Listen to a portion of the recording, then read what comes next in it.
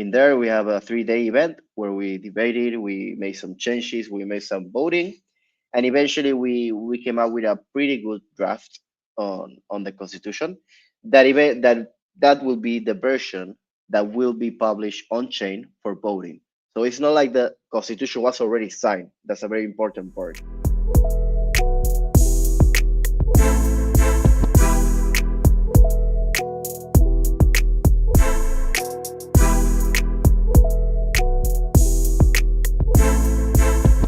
So the Cardano community signed a constitution at the Constitutional Convention. So explain the significance of that. What does that really mean for Cardano, for the entire movement, and even the blockchain movement in general, because that's kind of a first time anywhere, I think, that happened. Yeah, so Cardano always took the route of doing stuff different, not because it's an easy path or it's the best path or it's a good path or easy path. Sorry, it's because it's the right path, you know. And in Cardano, I really feel we took this seriously when talking about governance. And what most blockchains decided to go to the direction of a foundation leading or a company leading or whatever organization leading the actual governance of the blockchain. In Cardano, we really took it seriously and said this should be community led, right? It shouldn't be one foundation leading, it shouldn't be a company or a founder. It must be from the community. Of course, this is not an easy task to do. So what the community and the most active leaders in the Cardano governance has been doing is a series of workshop which was over the past 2 years, and we started gathering feedback from people all around the world about how our community-led government should look like, right? SIP 1694 document was created. It was debated last year, 2023. I think there were over 30 workshops around the world, and there was a community meet in Edinburgh where delegates from workshops came over the world and discussed this government. And one of the first things that arise when we talk about how this decentralized government looks like, it was okay. We can have the best governance system in the world. We can have an amazing decision-making process, but eventually you're gonna need something that leads the way.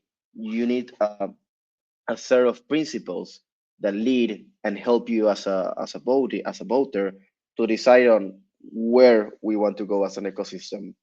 And that's where the necessity of a constitution arises, because we need a set of principles to actually guide our voting process. So yeah, 2024, there was a big effort on constitution workshops.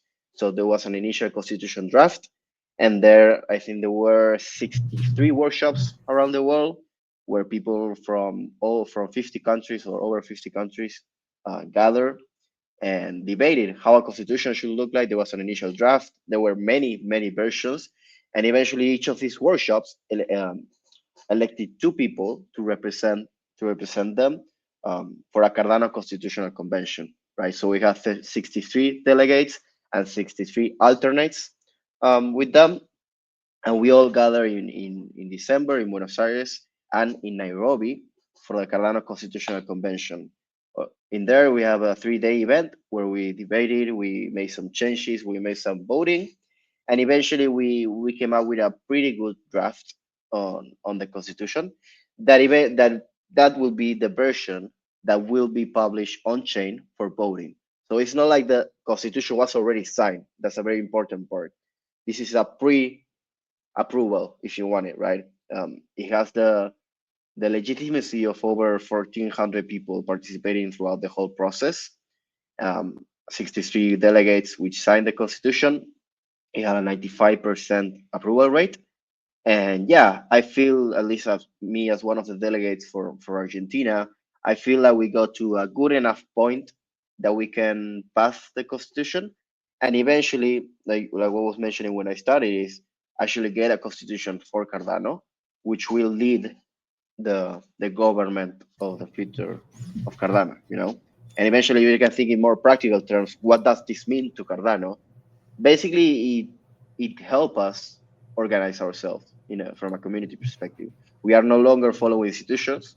Now we are doing it ourselves. We are creating committees, working groups, and a lot of stuff. Yeah, you want to say something, Brian? Yeah, I want to kind of ask you a question Yeah. based off of just what you were saying there, right?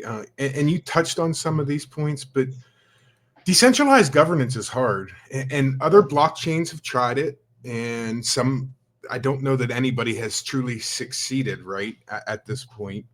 Mhm.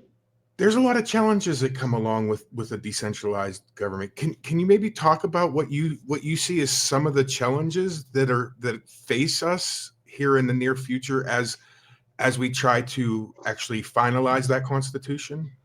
Yeah, so we're gonna have a lot of challenges, and the main challenge we have right now as an ecosystem is participation, right?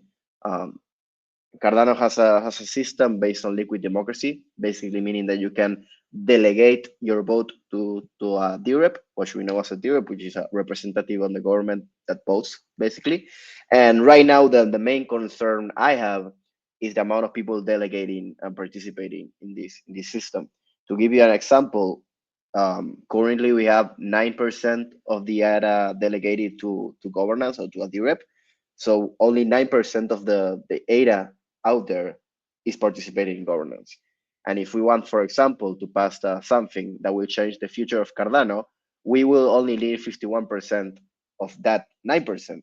So eventually, we are thinking only 5% of the ADA delegated can change the future of millions of people, right? So I think right now the challenge for 2025 is to get those numbers up. It's going up recently with some wallets integrating delegation and everything. But that's the main concern is getting people involved, getting people participating, getting people delegating. And then we have a second challenge which people are not talking enough about, but it's probably even more even harder than getting delegation, which is basically how are we gonna organize ourselves?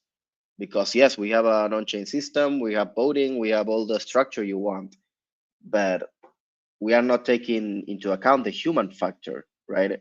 How do we organize ourselves in groups? If we have a goal, right, we can vote on what the goal is, but then how do we organize ourselves on executing that goal? Are we gonna create hundreds of working groups, which is what's happening right now? How are we gonna coordinate so many groups? How are we gonna coordinate a uniting message as an ecosystem? So that's gonna be a huge operational task for Cardano. And right now, uh, I think we need to start scoping what the processes are, what the needs are, and then we can start thinking how we solve that. But yeah, basically those are the two problems I see for Cardano. No, no problem, but concerns we have.